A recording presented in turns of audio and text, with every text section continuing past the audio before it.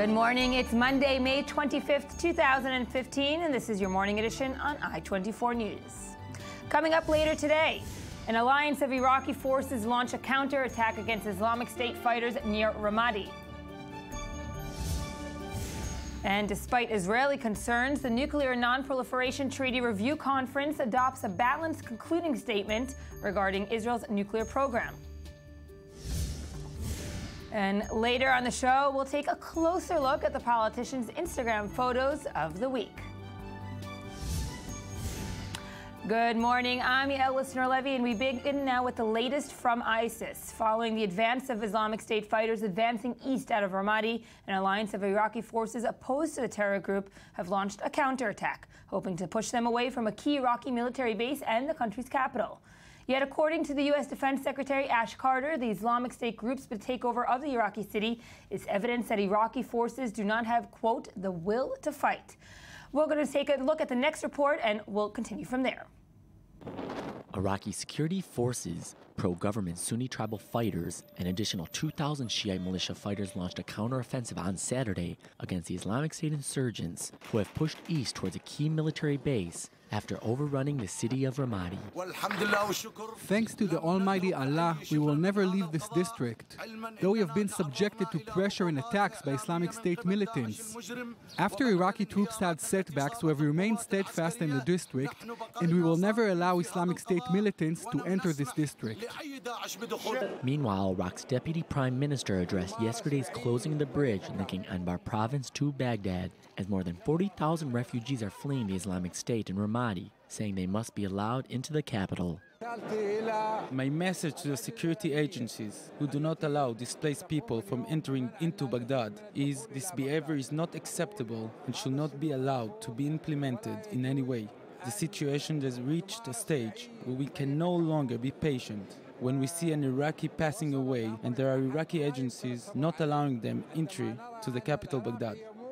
The fall of Ramadi on May 17th is the most serious setback for Iraqi forces in almost a year and has cast doubt on the effectiveness of the U.S. strategy of airstrikes to help Baghdad roll back the Islamic State, which now holds a third of each of Iraq and adjacent Syria. IS recently hoisted its black flag over an ancient citadel in Syria's Palmyra after seizing the historic city and has been pushing towards Fallujah in Iraq to try to absorb more territory between it and Ramadi that would bring them closer to Baghdad. Joining me now is I-24 News senior Middle East analyst Ali Waqid. Ali, good morning. Good morning. So obviously ISIS's strategy is trying to reconnect between Iraq and Syria, and there is no really border in terms of the troops invading both areas. They took control of the last border point between Syria and Iraq from its both sides, the Iraqi side and the Syrian side. And yeah, you used the word strategy for the Islamic State, which is supposed to be a guerrilla organization or a terrorist organization, while we are asking where is the strategy of the United States and of the international coalition. Yeah, taking control of Palmyra and taking control of Al-Anbar province, or mainly the city, the capital of Ramadi, has a territorial logic. The Islamic State is preparing the road to Baghdad on one hand and to between Iraq and Syria, and on the other hand, Palmyra opens the way to Homs and Damascus. And it's not only that they are taking control of regions; they are taking control of oil fields, both in Syria and in Iraq, to finance their activity and to finance their advancement in a moment that the United States is seen to be in a big difference with the Iraqi government about the strategy that should be taken into consideration and that should be adopted. And many of the critics are looking at the West and saying there really isn't any strategy, whereas the U.S. administration is saying we have a limited strategy, we're using some airstrikes, we're using a coalition. But is that a strategy? Obviously, others in Syria and in Iraq are proposing the following, that the strategy of the West is to recognize that the Islamic State is a legitimate part of the geopolitical map of the region, and that there is no way to fight the Islamic State, but we should admit their existence. They should be weakened and not threatening the strategic interest of the United States in the region. Because it's hard to believe that a very large international coalition is not capable to fight a group of 20 or 30,000 fighters. But on the other side, people will say, well, they're not capable because they don't have boots on the ground. Perhaps the U.S. administration needs to put boots on the ground in order to fight this threat. In Kobane, we saw the combination between air raids and boots on the ground, which were that were the Turks, the Kurds, pardon me.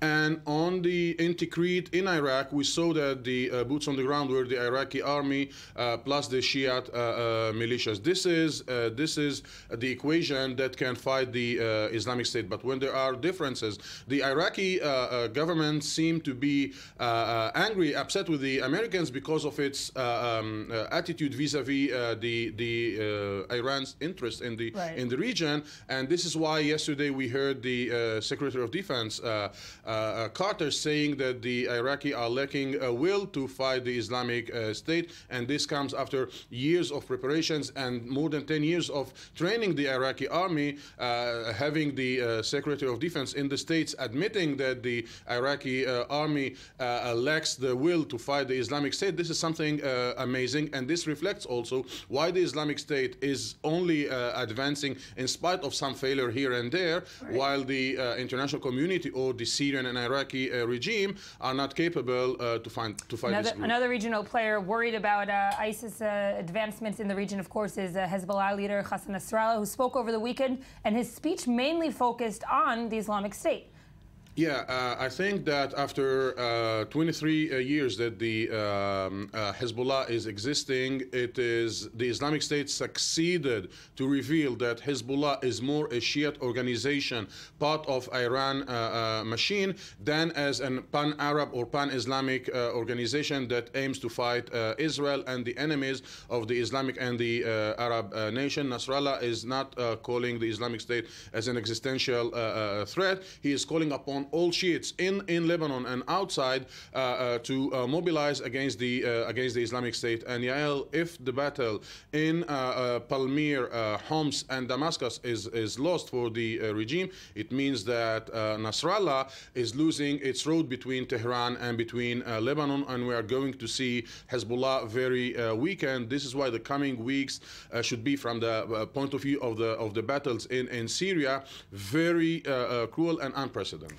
And just a question here from, of course, from Jerusalem's point of view. In Nasrallah's speech, he does mention, of course, Israel, but to a lesser extent than he has in previous speeches. Does this mean that ISIS poses a bigger challenge or a greater challenge for the organization than Israel does? For the moment, of course, the Islamic State is presenting the big challenge. The Islamic State is not only fighting Hezbollah in Syria, it is fighting Hezbollah in north of Lebanon.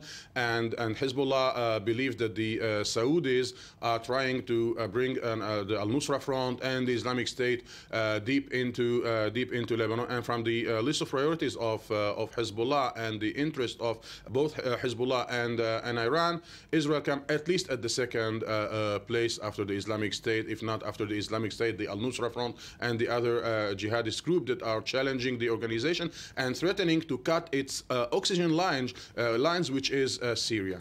And we have to also mention, of course, with the advancements of ISIS and the horrible killings around the region, also cultural sites are being damaged completely. There really isn't much to do, and there's not much to save at this point, is there? Yeah, for the moment they are behaving in Palmyra in a different way than they behave elsewhere in Iraq. But the question is, if they will keep controlling Palmyra, I don't see them destroying the ruins or what remains from the ruins. But if their control of Palmyra is endangered, they will attack with no doubt the antiquity sites there. Ali Waked, thank you for joining us this morning.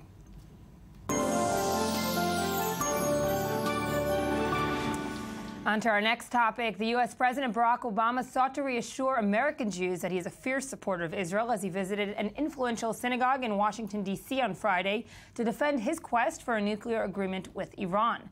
The visit was also an attempt to mend a strained relationship with parts of the American Jewish community that dates to the start of Obama's presidency and has worsened in recent months. We are joined now in studio by I-24 News diplomatic correspondent Tal Shiv. Good morning, Tal. Good morning, Yael. Let's take a quick look at the next report and we'll take it from there.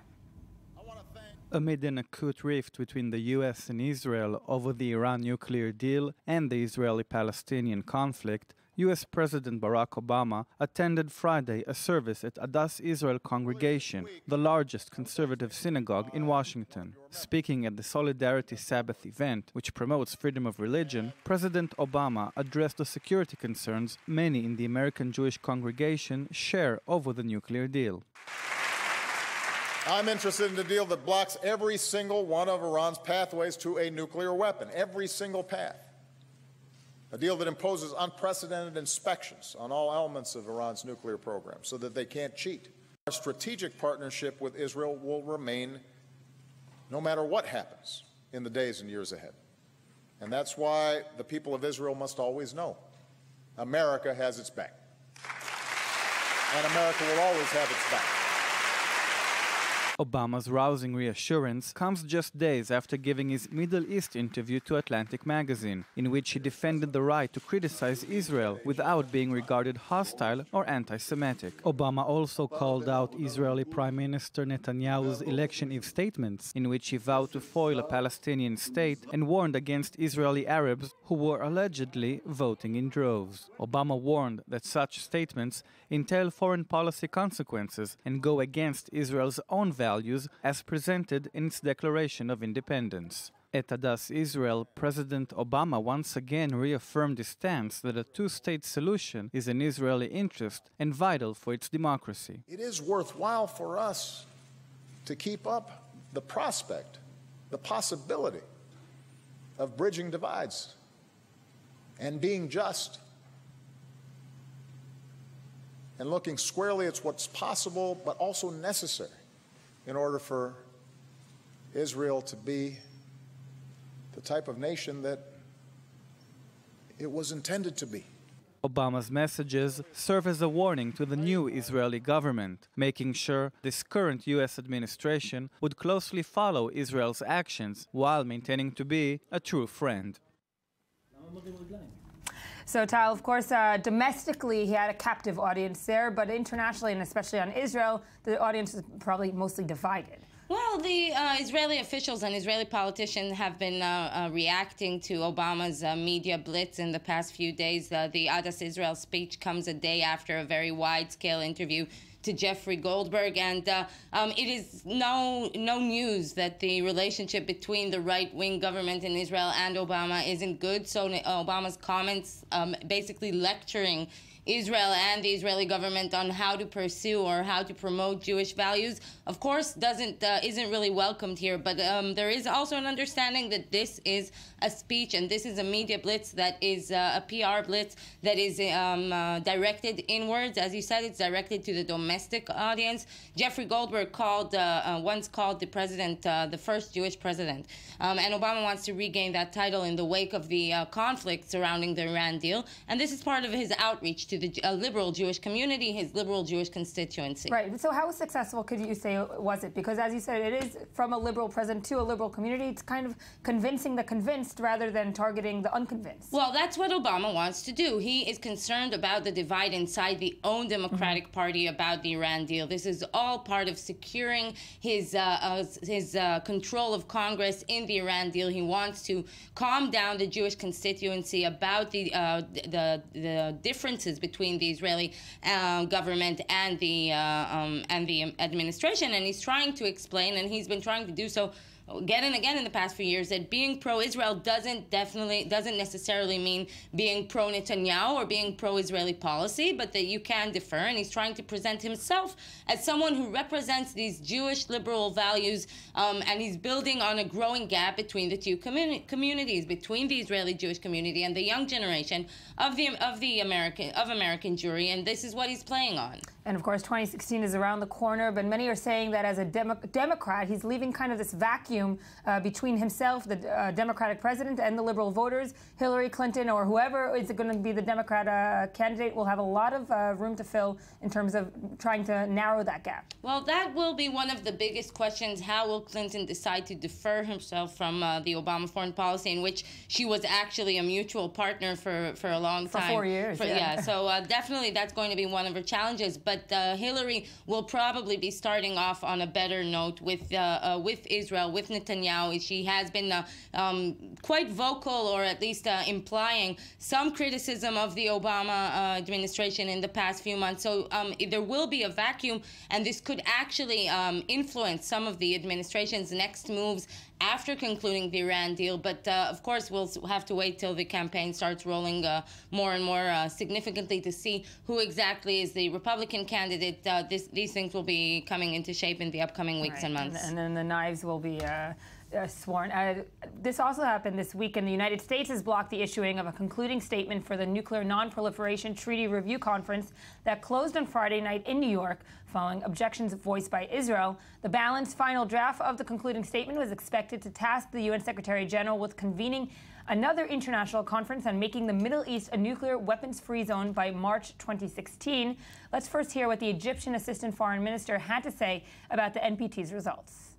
Egypt is extremely disappointed at the end of this conference, and after 1 month of diligent work by all delegations and after great world expectations, we are blocked from strengthening the NPT and the goal of a world free of nuclear weapons by 3 delegations. We are equally concerned with the negative messages we have been receiving recently on the implementation of the Middle East resolution and the convening of the conference. It is indeed a sad day for the NPT, a sad day for the 1995 resolution, which was extended, which the NPT was indefinitely extended, and a sad day in moving forward, reinforcing this regime and in advancing international peace and stability. So, Tal, many unhappy nations at the end of the NPT conference. Obviously, they were thinking of another result to happen. Well, Israel, for one, is very satisfied with the outcome of this of these past few days. We speak to an Israeli official who says there was a principled decision by the United States to stand by their principles and stand by us. We're talking about a month-long NPT review conference that was taking place at the UN headquarters in New York. And at the end of it, the U.S. did block the conclusion statement. So this whole periodical 5-year NPT review conference actually ends with without any resolution, any statement, and any action plan to the next 5 years, because the U.S. And accompanied by Canada and Britain stood by Israel and blocked a resolution that was an Egyptian resolution. This resolution said that the UN Secretary General will be tasked with convening a conference on the Middle East nuclear-free zone by March 2016. And this it doesn't come out of the blue. In the past few years, there has been an intense effort by the international community to promote such a conference. Mm-hmm. Israel has been open to convening such a conference, and it was taking part of explanatory talks, planning talks in the past year. Those broke down after Operation Protective Edge. So actually, Arab states and Israel have not been engaged in some kind of constructive dialogue in the past few years, and in the past few months, and Israel wouldn't accept the deadline, and it wouldn't accept the fact that there was not an agreement on the agenda of such a conference, and it wouldn't accept the fact that there would be no broader discussion of regional security issues. And the U.S. it was a very dramatic week. The U.S. Obama sent a special envoy over here to Israel last week for discussions in the foreign ministry, and there was a real concern in Israel that the U.S. might back from its commitment. That at the end of the day, Obama did stand for its commitment. Netanyahu called Kerry over the weekend and thanked him for the U.S. position, and at least it shows that beneath the tension between Netanyahu and Obama, there is a close strategic and international cooperation. Which is what we've been hearing, of course, from officials throughout the administration. Thank you, Tal Shalev.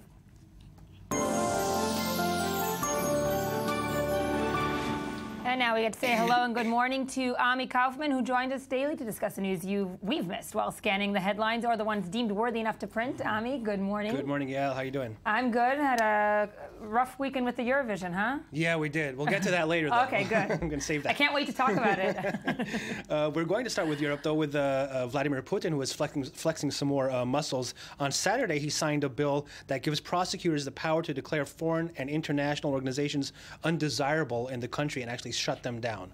And I believe we have someone that we can talk to. We're going to actually be joined now over the phone by Moscow Times journalist Ivan Nechepurenko. Hi, good morning, Ivan. Thank you for joining us.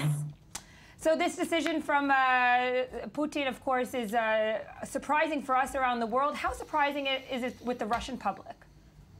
Well, it was quite surprising because the government already has a number of tools it can use to shut down any organizations it wants to shut down.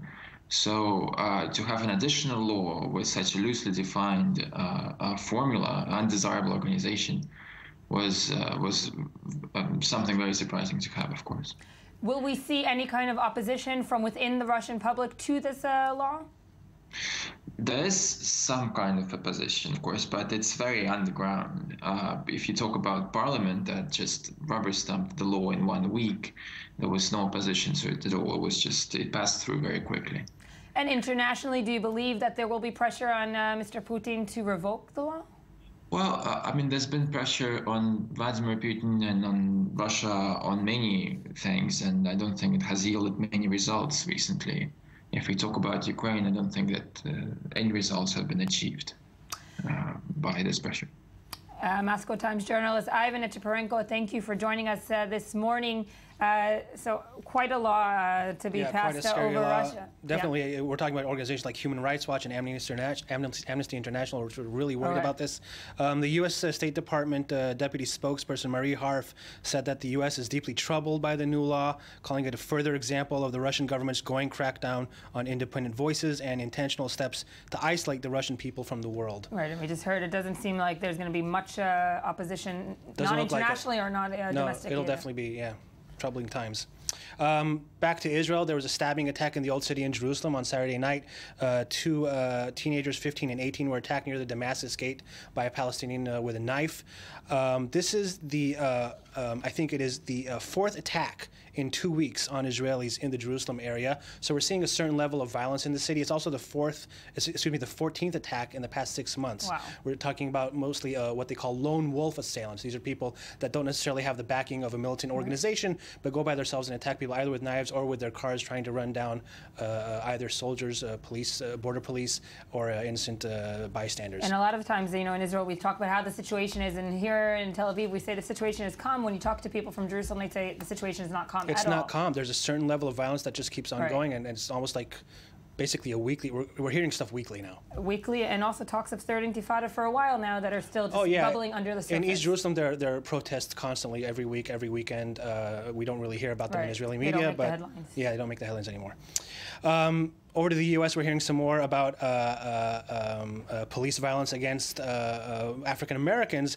A dozen of people were arrested in Cleveland after an officer was cleared of killing 2 people who were unarmed in a car. This happened in 2012 after a high-speed car chase. These people were shot by 13 police officers. 137 shots were fired into the car. This officer, Michael Brella, was cleared of voluntary manslaughter. The judge said that because there were 13 people involved in the shooting, he couldn't make sure that it was his bullets that actually killed the couple. This couple was unarmed, by the way. It was 13 police officers? 13 police officers ran after these guys who did nothing. They basically ran after them because their Chevy Malibu was backfiring, which sounded like a bullet to the police officers, and that started the chase. Wow. And so these protests are going to be there are protests, and of course this comes after, you know, Freddie Gray that was killed recently in April, and Brown in Ferguson, and everything that's happening in that issue. Wow. Sticking with the States and back to Russia a bit, because Edward Snowden, who is staying in Russia, this must be a very happy day for him. He must be rubbing his hands together. The NSA will no longer be legally able to collect in bulk U.S. phone records. This is a really massive win for people who are concerned with privacy issues. For Snowden himself also. For Snowden himself, he was the one who basically leaked this to everyone. There was, the GOP leaders in the Senate failed to renew what they call Section 215 of the Patriot Act, which would allow the continuation of this collection in bulk. So this is a really big win for Edward Snowden, of course, and for people who are concerned with privacy issues. Yeah. Speak away. Yeah. Feel free now. Everything's fine. Nobody's listening. If you trust the NSA, that's right. We heard recently about the Rohingya Muslims who will be taken by Indonesia and Malaysia for about a period of a year. They will be given temporary sanctions. Right. But now we're hearing that because of the international pressure, a lot of camps where these people were held after they were brought onto shore have been evacuated, and they've found mass graves there because their captors were feeling the pressure and they left. These are camps that they were held in because even though they paid thousands of dollars to get to these nations, they were keeping them there to extort their families back in their native countries to get even more money from them. And we're talking probably about hundreds of bodies that were found in these mass graves. We don't know the numbers yet. And this will continue to come out, of course, with the whole migrant crisis that the both right. elected governments. Yeah, and there's still probably a few thousand people that are still in the waters, and people don't know what to do. This is a horrible piece of news that's coming from the States. The U.S. Famous mathematician John Nash, who was killed in a car accident in New Jersey. He was with his wife, Alicia. He was 86. She was 82. They died in a taxi crash in Jersey. They apparently weren't wearing their seatbelts. And of course, he inspired the Oscar-winning film A Beautiful Mind, of course, which starred Russell Crowe. Yeah. Very, very sad. Russell Crowe. What a story. What a story. Yeah. Russell Crowe played him in the movie, tweeted on Twitter that he was stunned. His heart goes out to John, Alicia, and family, and an amazing partnership, beautiful minds, beautiful hearts. Indeed. What a terrible, terrible and he was way also, to go. you know, a big, he was schizophrenic himself. He was schizophrenic himself. And that was his whole... That was the main issue in the movie that was really dealt with about his mental showing problems. How someone schizophrenic can also reach huge heights. Yeah. Last one? Last one, Gloria Steinem, one of the most famous female feminist activists, crossed the DMZ from North Korea to South Korea. There you go. Yeah, we wish to need have some. A woman to do it. We have some footage of her and this group of activists that did this. Okay. You are saying thank you to me, but I want to say thank you to you. That you have come here today shows that you care, and shows that the future is bright because you are the future, and I know that the women of North Korea will know that you are here and will take hope. She looks like a rock star. She does, doesn't she? Yeah, that looks fun. She was accepted very well, except for a few protests that were held outside that little thing there. Well, where you're not a rock star if you don't have some protests outside. They were saying that she played into the hands of the North. You know, that's a valid argument, perhaps. Ami, thank you for joining us. You'll be back, and coming up next, we're going to be taking a closer look at politicians' Instagram photos of the week. That's probably my favorite segment. But first, let's hear some more of this morning's headlines.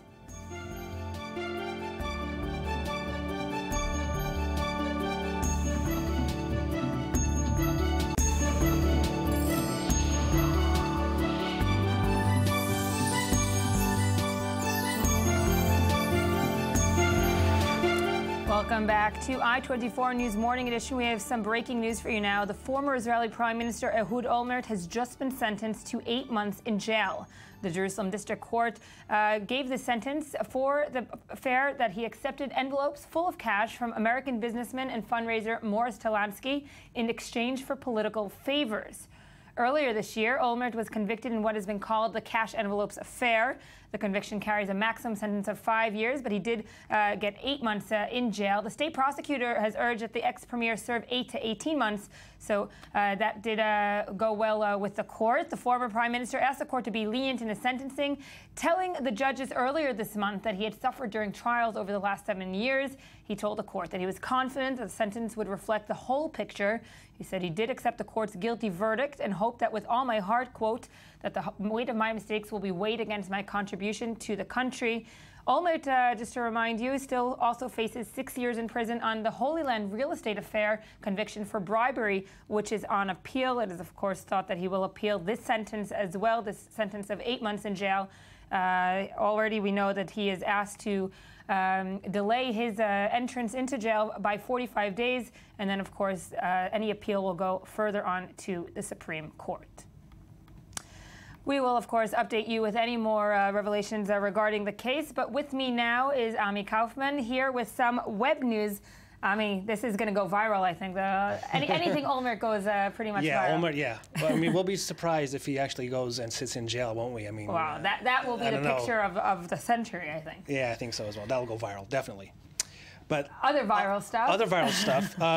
The Eurovision was held over the weekend. I know you watched every minute of it, didn't you? Well, I told you before. I was watching your tweets and your Facebook statuses. Yeah, I went a little overboard, didn't I? No, it was great. You didn't okay. have to watch. Someone who didn't really want to watch Eurovision. Sorry, everybody. Yeah, well, just like an update from you. Well, thank you very much. Well, the bookies. It looks like the bookies got it right. Sweden did indeed take first place again. It's the 6th time that Sweden has won the Eurovision. So we're going to Stockholm next year. Israelis did pretty well. Yeah. 9th place.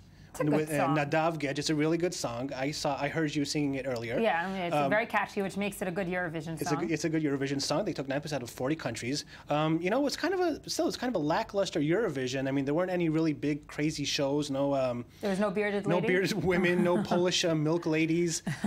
The Austrian guy put his piano on fire, but that didn't help him. You know, because they got 0 points. 0. And they were the hosts. Oh. Austria and Germany both got 0 points. And they had a burnt piano at the end of the night. And a burnt piano at the end of the night, which the Austrian taxpayer will have to pay for.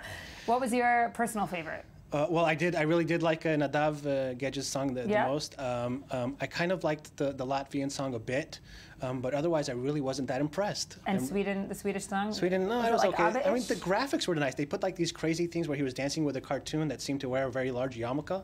But there you go. Talk about building bridges. Yes. Between nations. Yes. Nice. All right, so now we're done with Eurovision until next year. Until next year. We have another 365 days to be I can't wait. Free. I don't know about you. I know. But sticking with Sweden, the Swedes did a kind of really interesting experiment. This is called the House of Clicks. Why is it called the House of Clicks?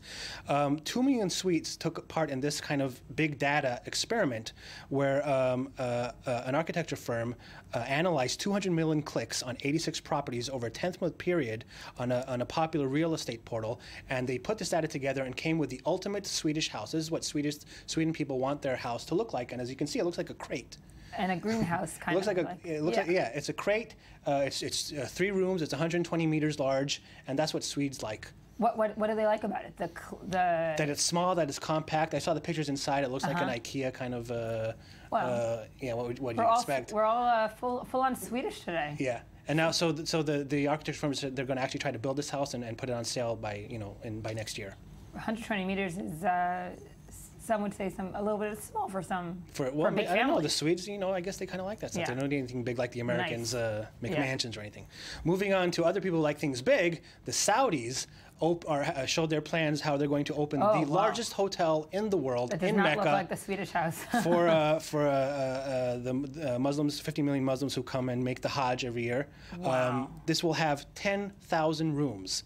It'll have 70 restaurants. It'll have 4 helipads. Wow. It'll have 4 helipads. It'll have 12 towers, each of them about 44 stories. Who's the owner of this? I don't know who the owner is. Hotel? It's called. I don't know. It's probably this one of the Saudi royals. But it's called the Abraj Qudai. It'll be in Mecca, and it's going to be massive. Wow. It's going to be massive. Oh wow. Well. Yeah. I don't know if I'd. It's too much. Too many people. Too many people. Too crowded. 70 restaurants. I don't know what I would choose. A lot to choose from. Yeah. I don't know. Well, we'll see. At least there are 4 helipads. That's what's important.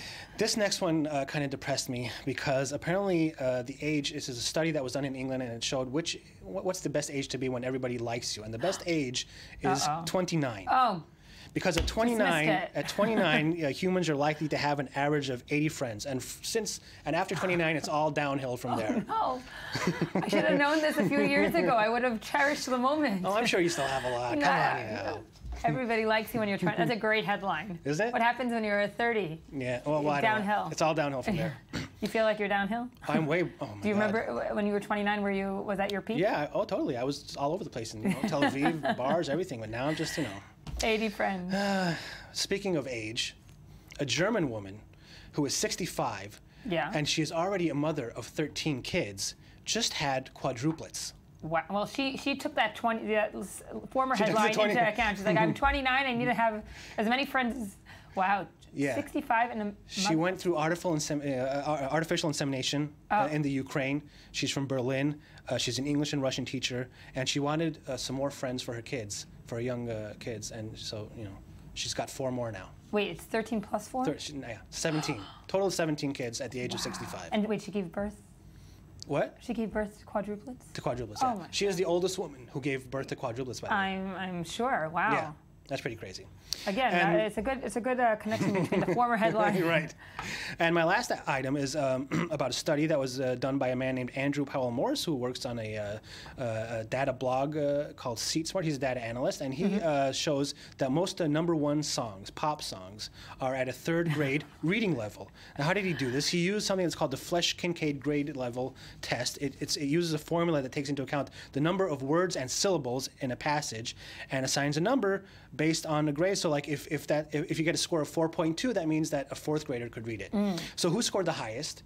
Country music scored the highest. They got a score of 3.3. You know, it's very intellectual, that music. Well, there you go. Apparently, country music has long syllables, like a lot of syllables in their words, and they don't have a lot of words like oh and yeah, which happens a lot in pop and rock and hip hop. Who got the lowest score? R&B and hip hop got 2.6. Really? So basically, 2nd graders can read. But they can't rap. They can't. They can't rap. But can they rap? No. It also showed that male artists say more words, but female artists had smarter things to say. I could have told you that. Yeah. Nice. And that basically the level has been declining over the last 10 years. So words are just getting dumber and dumber and dumber. Well, you know, you read some of the newspapers out there; they're not that better. Ami Kaufman, stay with us. We have some also viral things from another network on the web, and that is, of course, Instagram. Tal Shalev, you're here with maybe the best segment of the show. I don't know. You're vying for it. Yes. Where are we starting? We're starting actually with a different medium. This is our Instagram segment, but the big event of the week on social media of last week was the president joining Twitter. Yes. Of course, that was crazy on Twitter. I think I had one of the most exciting evenings I've had in a while because we had everyone responding to him, from John Kerry to Bill Clinton, and all kinds of interpolitical Twitter jokes. And we also had the local Twitter celebrities here in Israel trying desperately, Yes. And wives of politicians. How many followers does he have by now? He's got like 5 million already, or something like that. We're not counting. But it was also marked on Instagram. The White House uploaded a photo of Obama tweeting his first tweet, and also a video of him tweeting his first tweet. And I think we've got that video. Let's take a look. There we go. That looks good. Huh? It's out there. It's out there, baby. Follow the tweets. That's it. He just tweets. He doesn't even run over a spell check, look at it, have an advisor look at it. I don't know. He had me at it. It's out there, baby. So, but other things that happened this week. So, but then Obama's official photographer, White House photographer Pete Souza, which is one of our favorite Instagram accounts, posted this photo of the president at the U.S. Coast Guard Academy in Connecticut. Look at the face on him. Obama doesn't look very satisfied. He doesn't look like he's really having fun. Then later on that week... They kind of look like Charlie's Angels in a... An unhappy Charlie's Angel. The U.S. Coast Guard, the other guy looks pretty Yeah, he looks intense. happy. Well, okay. But Souza also posted a photo of the big Obama speech we've been discussing at the Adas Israel conservative synagogue in Washington over the weekend. It's a beautiful picture. It's a rare speech, actually, from a sitting president. It's only the 4th speech from a sitting president to a Jewish worship place in the history of America, and it's a conservative synagogue. And after the speech, Obama dropped by the kindergarten to sing his Shabbat Shalom dance and song. If we can see that, Oh, I have goosebumps. Let's see. Yes. Shabbat Shalom, hey, Shabbat, Shabbat, Shabbat, Shabbat Shalom. Shabbat, Shabbat, Shabbat, Shabbat Shalom. Shabbat, Shabbat, Shabbat, Shabbat Shalom. Shabbat Shalom, hey, Shabbat Shalom, hey, Shabbat, Shabbat, Shabbat, Shabbat Shalom. Hello, everybody. Shabbat Shalom. Shabbat Shalom. All those kids, I don't think they realized that was Obama, and they'll see that footage in a few years, and they'll be like, how did I go shake his hand? Or, yeah. I was just singing Shabbat Shalom with my mom and not noticing the president was there.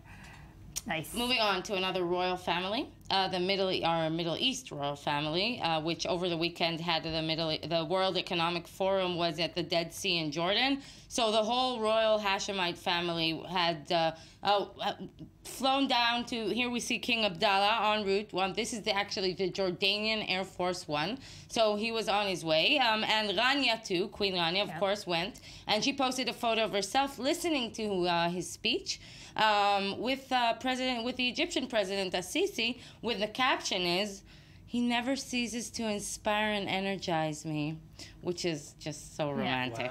Wow. So we see Queen Rania, Assisi, and then the Crown Prince Al Hussein, which of course we are waiting for him to grow up and mature and finally take reign. Does he have his own Instagram account? He has his own. We'll see his photo too. But Rania also posted a photo of Princess Salma, who's 15 years old, and she's a rare guest on Rania's Instagram account. Very nice photo too. But as we said, the jewel of the crown there is the Crown Prince Al Hussein, who posted this photo also on his way to the World Economic Forum. Nice. Looking pretty sharp there. Yes. Looking sharp, and I'm sure he also had some people advising him exactly what caption he should write exactly. Yes, we like this style. And our own local royal family, one that would like to be royal family, we've been talking about them again and again, is Gideon Sa'ar, a former Likud politician.